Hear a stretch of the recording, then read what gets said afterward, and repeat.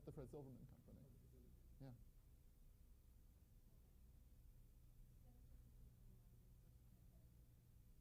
Oh, okay. Yeah, I did want to come back to that as well. Yeah, no, thanks. We're right there. All right, you had just given us the encapsulated version of how you went from worst to first in Saturday morning. And we're going to now kick off about what you did in daytime as well. Well, the same thing happened in daytime, but it took much longer. I got very friendly with the Hersleys, who had written General Hospital for radio. These were two fabulous people from Chicago, I think the University of Chicago, who were married to others, had an affair, thrown out of the University of Chicago. I think the University of Chicago, they were thrown out of the university. They had nothing to do, and they started to write a show called General Hospital for radio. And then it came to television, way before my time. But it was an ABC show. And so I got very friendly. Obviously, I'm not running daytime. I knew nothing about daytime. I'd never seen a soap opera. I knew nothing about children's programming either. I knew nothing about any of the things I did. I never made a movie when I went to the movie business. I was always completely unqualified for what I did, although things are related.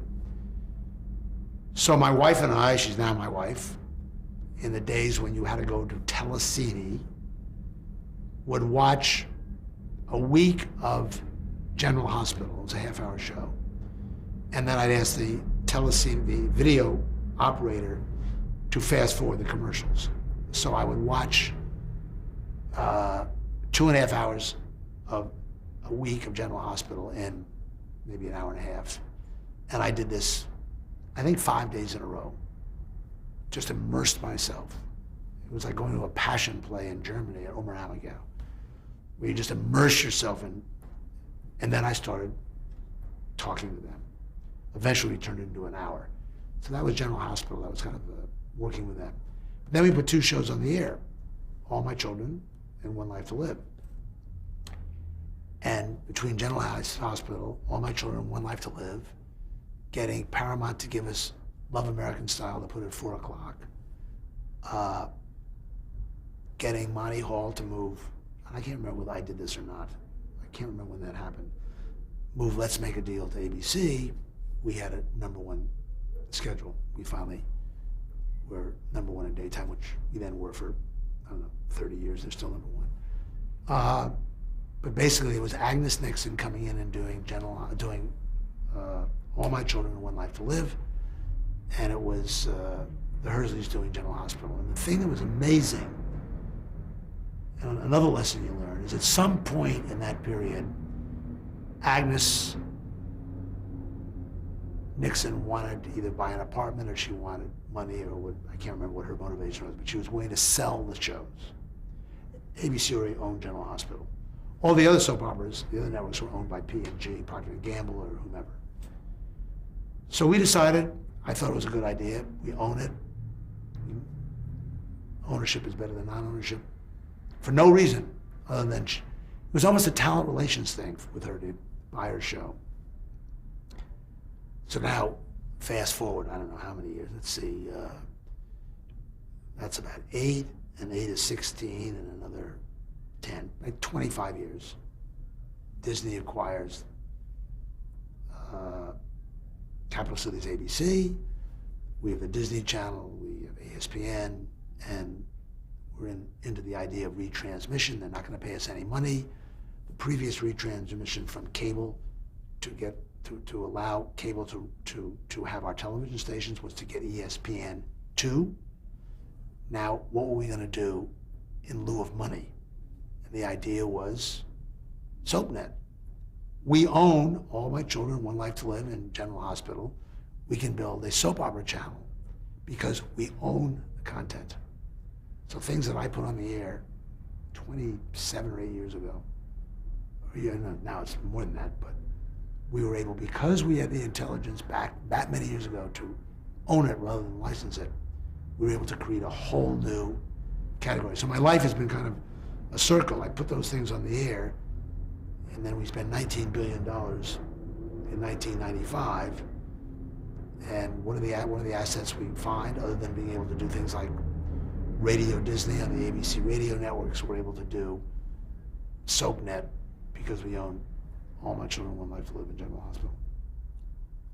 Let me ask you this question. This is occurring to me now as you're talking about this. At this point in the history of television, was anybody thinking about the value and ownership in the way this content could have a life beyond its initial transmission? Well, it was the opposite. Yes, it was in prime time. The networks were in the business of saying, you'll never work in this town again attitude.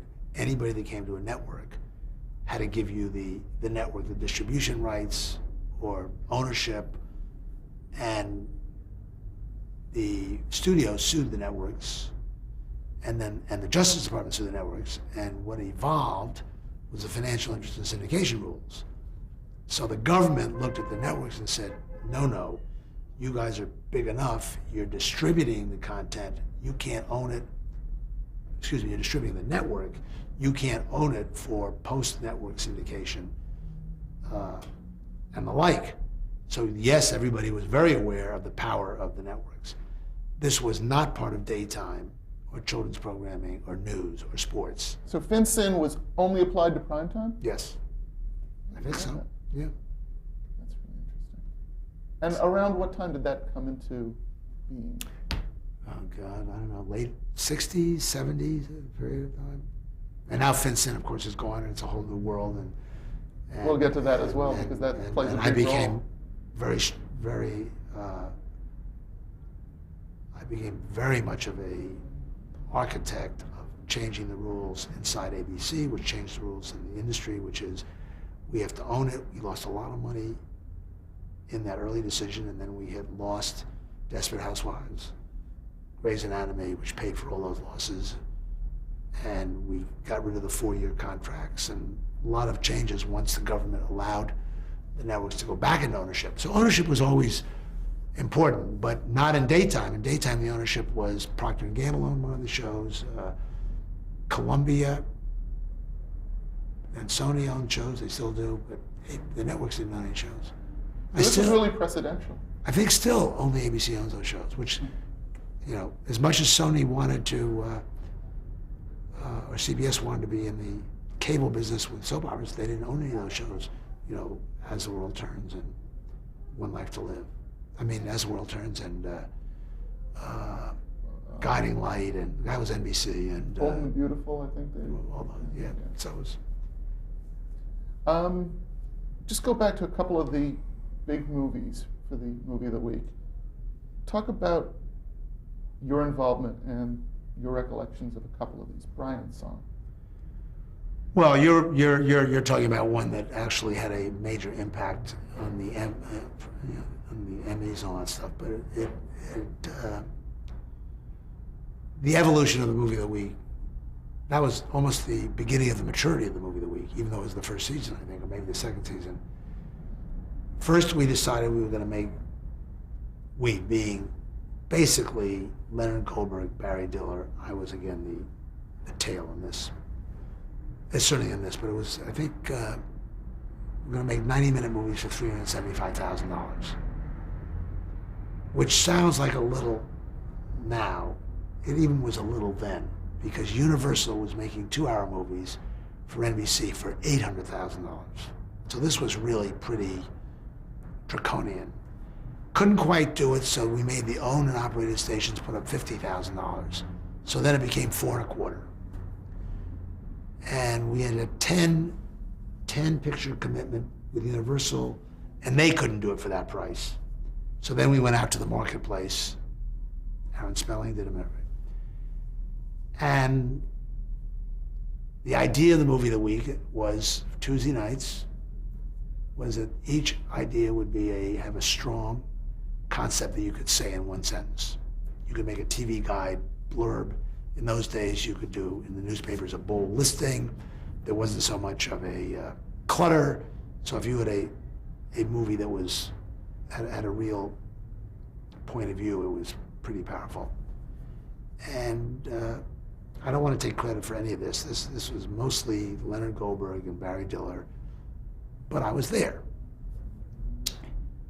And then the opening movie of the week was Seven in Darkness. Milton Berle and 6 other blind people crash in the forest, and how do these 7 blind people survive? I'm embarrassed to say. However, that and Sammy Davis Jr. and a bunch of, and I can go through every movie, was a very hot show, and it really was the beginning of a lot of ABC's success. Brian's Song was a little later, and Brian's Song was the beginning of thinking about just raising the level, whether it was Brian's Song or whether it was Steven Spielberg doing Duel, which he did for us.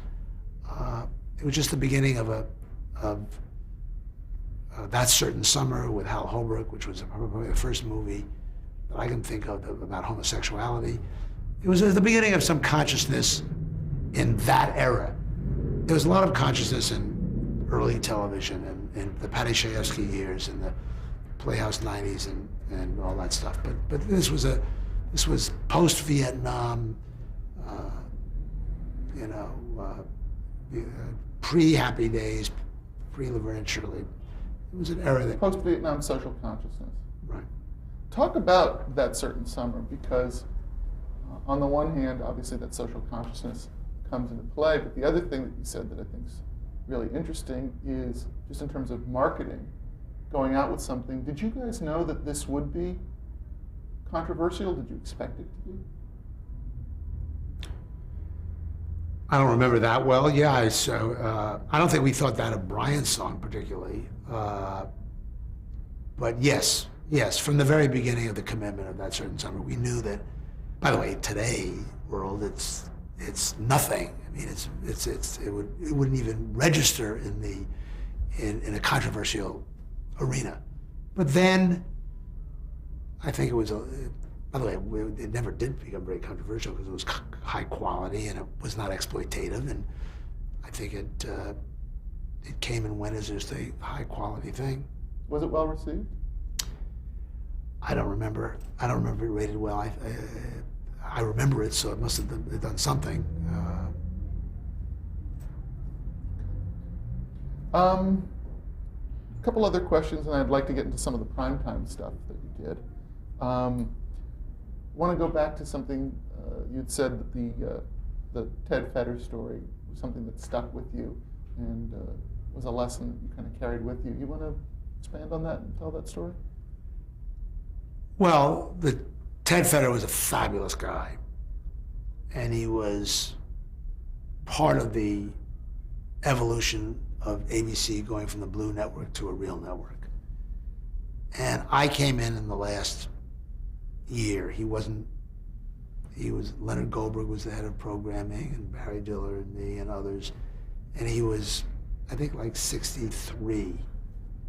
And ABC didn't have, I'm sure I'm not getting this all right, but I don't think ABC had any pension plans, any retirement plans, anything in those days. And, pre-Capital Cities, but early television.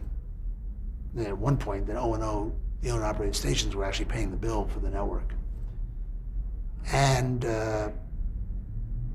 I guess Len Goldberg went to the powers that be and said, I really need a younger, more aggressive management, which is fine, appropriate.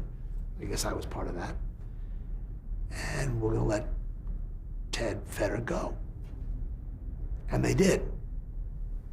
Like, out the door. No sensitivity to his age, no sensitivity to his, to the fact that he had no, as far as I knew, no retirement benefits or anything like that. And even though I was, let's say, hot as an executive at that time, that very day I decided that ABC was not going to be a place I was going to stay. Because it just I knew that I would be in that line of fire one day, and I didn't like the way that was handled. And it's not that I did anything. I was still there another 5 or 6 years or so. But I knew that it was an expedient management. And by the way, American business is expedient. I mean, it has to be, I guess. But I never treated anybody like that. A lot of people, obviously, left under my tutelage at places that I felt that we could do better or whatever. But nobody ever left. Unceremoniously. Yes, and without, well, some unceremoniously, but not, that's the wrong word. But they never left without consideration of their economic position, what is fair, what they had done for the company in the past, taken into real consideration, even though maybe at this moment in time, their usefulness, so to speak, may not have been there. But when that happened, all I said was to my wife is, this is not going to be for me forever. I just knew it. I just knew, and I was, well, I must have been 25. So that I wasn't, I could care less about retirement or pension funds or anything like that. I just didn't like that this really nice man who had done nothing. So this was not, let's see, this was in the 67 or 68. He'd been there since the 40s, so he'd probably been there 20 years or so. Found Dick Clark, put on American Bandstand, a real important piece of that Saturday morning, and before that, the own stations. That alone would have required them to be a little bit more understanding. But they were tough people. It's a heady lesson for a young person to have to wrap their arms around. Well, it just said to me that if this is the way American business is, I don't want to be part of it, and I'll take advantage of it while it's in my interest, but I know it's not going to be in my interest long term. And the irony is, by the time we acquired Capital Cities ABC, of course, Tom Murphy was a tremendous guy, and Dan Burke and Warren Buffett. ABC was not that way at all. It was, and maybe it wasn't even that way later, when Elton Rule came in and Fred Pierce. But in the early days when I was there, they couldn't afford. And by the way, today's world, pension plans are going anyway. It's getting very rough. 401ks are going to replace all pension plans. No companies are going to have pension plans. Only states are going to have pension plans. And it's, General Motors is on its knees because of pension plans and things like that. But that's not my point. My point is, maybe you can't do everything for everybody, but people that have really given unceremoniously to be deprived of continuing to give, at least has to be thought about. And maybe they had a lot of, I was young, maybe they met for hours and hours, and maybe they gave him a clock or something I don't know about, but that was my perception looking at it. He didn't complain a lot, but he did tell me it. So one other name I want to bring up before we jump into a lot of the primetime stuff during your time at ABC is Fred Silverman. When did the two of you first run into each other? Well, he was already at CBS running daytime when I went to be a commercial coordinator. And Fred Silverman was already almost, I don't know how old he was. He looked old to me, but he probably was 30. He was a legend. He had done a very good job at CBS. I don't think he was in charge of primetime at that point, but he had done a very good job. And I kept trying to get out of being a commercial coordinator, and I kept trying to get an appointment with him. And there was one time that I was putting the commercials into a show called The Face is Familiar, a game show with Jack Whitaker. Oh no, that wasn't it. That wasn't it. I take it back. I did do that. No, it was on the Ed Sullivan Show. I was putting the commercials on the Ed Sullivan Show.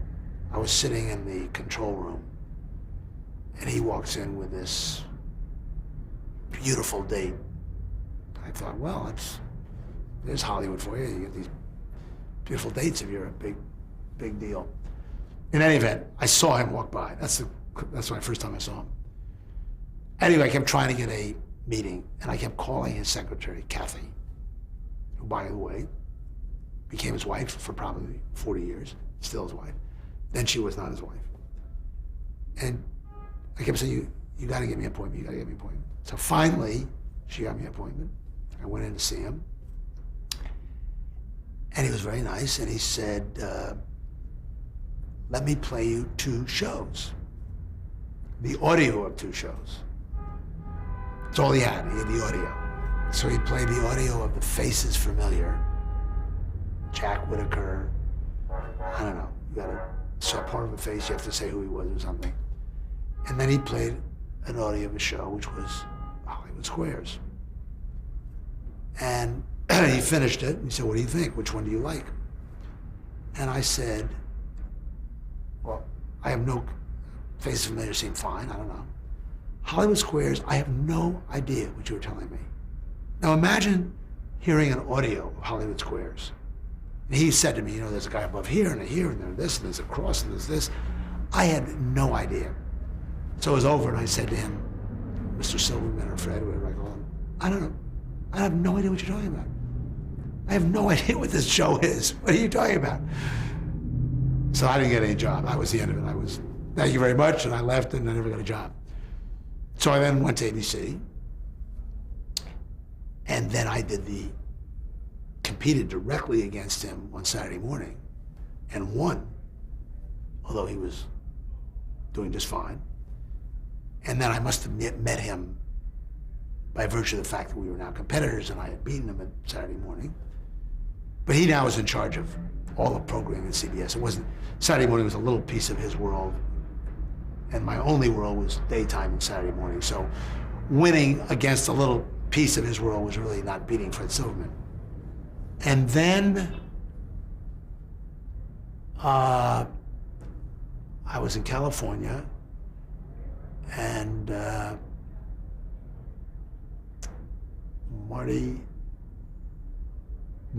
Barry Diller, who was my boss at this point at ABC, left to become president of Paramount Pictures.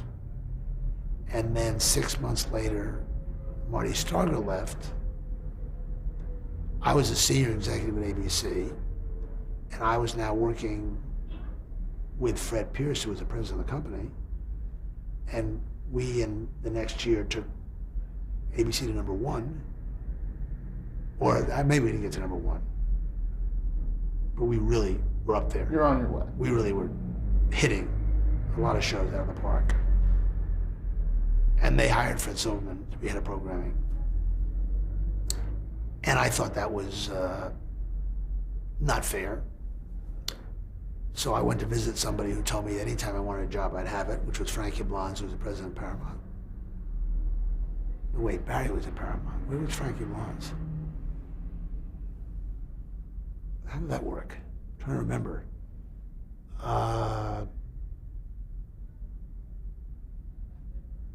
Anyway, I went to visit him, wherever he was. He had forgotten that he told me to. So I had no opportunities.